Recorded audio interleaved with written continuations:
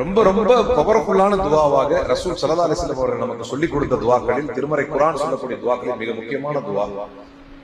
அப்படி சொல்லி கைகளை உயர்த்தும் போதே நம்முடைய பாவங்கள் நம்முடைய கண்களுக்கு முன்னால் வந்து அப்படியே, நான் ஏற்கனவே ஃபர்ஸ்ட் நம்ம நாள்ல சொன்ன மாதிரி அந்த அழுகையை வர வைக்கக்கூடிய ஒரு அற்புதமான துவா தான் ரப்பனா வலம்னா அன்ஃபுஸனா வ இல்லம் தக்ஃபிர் லனா வ தர்ஹம்னா லனகூனன்ன மினல் காசிரின். யார் கேட்ட துவா?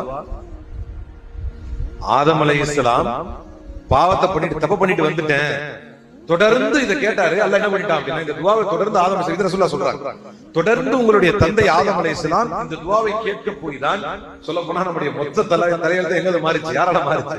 நம்ம இப்பெல்லாம் எங்க இருந்திருக்க வேண்டியது? நம்ம ஆக்சுவலா நம்ம ஜாலியா சொர்க்கத்துல என்ஜாய் பண்ணிட்டு இருக்க வேண்டியது. நம்ம டோட்டலா இங்க வந்ததுக்கு காரணம் அந்த ஒரு தப்பு தான்.